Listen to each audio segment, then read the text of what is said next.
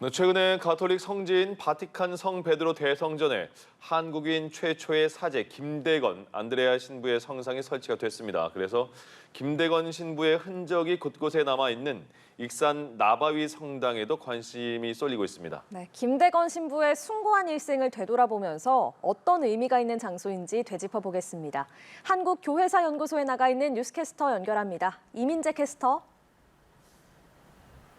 네, 출근길 인터뷰입니다. 오늘은 조환건 소장과 이야기 나눠보겠습니다. 안녕하십니까? 네, 안녕하세요. 네, 가장 먼저 김대건 신부에 대해서 짚고 넘어가 볼까요? 네, 김대건 신부님은 1821년 당시 내포 지역 솔매에서 태어나셨어요.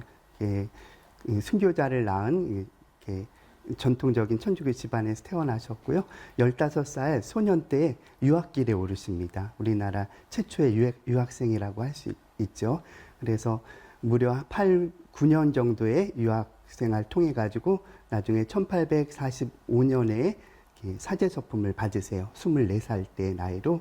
그리고 국내에 배를 타고 들어오세요. 서해안에 배를 타고 선교사 2분과 함께 들어오셔서 13개월간의 사제 생활을 하고 나중에 이제 천주교를 믿는다는 죄로 이렇게 체포되셔서 새남터 모래사장에서 순교를 하셨습니다. 25살 나이의 젊은 청년 나이로 순교하신 분이시죠.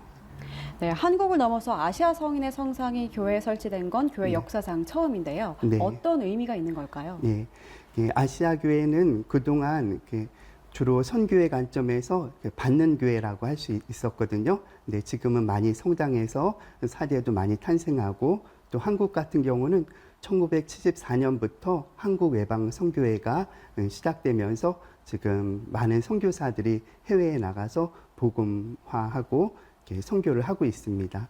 교황님께서도 아시아 지역의 선교뿐 아니라 세계교회의 선교에 한국을 많이 주목하고 계세요. 그런 점에서 아시아 성인으로서 처음으로 베드로 대성전의 성상이 설치됐고요.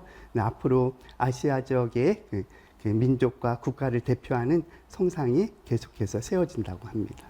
네, 또 김대건 신부의 출생지인 당진에서도 성상이 설치된다고 들었는데요. 네, 당진의 솔매가 김대건 신부님 탄생한 곳이거든요. 거기는 김대건 신부님뿐 아니라 아버지 김재준 이냐시오, 또 작은 할아버지 김종환 안드레아, 그리고 증조 할아버지 김진우 비호 이렇게 4대에 걸친 순교자가 탄생한 곳이에요. 그래서 그곳에 2014년에 프란치스코 교황님께서 오셨을 때도 그곳 솔매를 이렇게 방문하셨거든요. 그래서 그렇게 의미 있는 지역에 바로 김대건 신부님 성상이 세워지고 베드로 대성전과 이렇게 연결된다고 할까요? 그런 의미가 있겠습니다. 네, 또 뿐만 아니라 익산 나바위 성당에서도 재조명이 되고 있습니까? 네. 김대건 신부님 편지에 의하면은요, 김대건 신부님이 이제 풍랑을 맞아서 국내로 들어올 때 제주도 인근에 표착하면서 나바위 부분 또 강경 포구 일대로 들어온 기록이 나타나요. 그래서 교회의 여러 전승과 기록에 근거해 가지고 일찌감치 익산 나바위 지역에 성당이 들어섰고요. 거기 김대건 신부님 입국을 기념하는 성당이 있었는데요. 오랫동안 지형의 변형에 의해서 정확하게 이 지점이다라고 할 수는 없지만 이번에 이제 나바위 성당이 다시 한번 이제 조명되고 김대건 신부님 성상과 함께 뜻깊은 국내의 최초의 사제로 들어온 그 자리를 기념하면 좋겠습니다. 네, 마지막으로 천주교에서 김대건 신부를 피해 순교자라고 부르는데 네. 오늘날에 우리가 본받을 점이 있다면 한 말씀 해주시죠. 네, 김대건 신부님 나이가 25살이었어요. 청년 나이잖아요. 지금으로 보면은.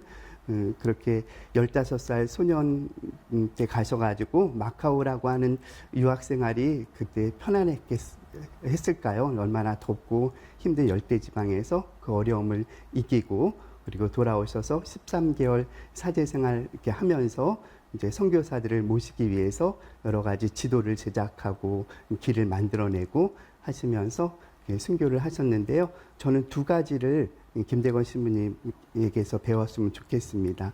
그것은 교회에서 신덕이라고 불리우는 믿음이죠. 그것은 내 생명의 주인이 나를 보호하고 있다라고 하는 뿌리에 대한 근원에 대한 사랑에서 출발하는 거고요.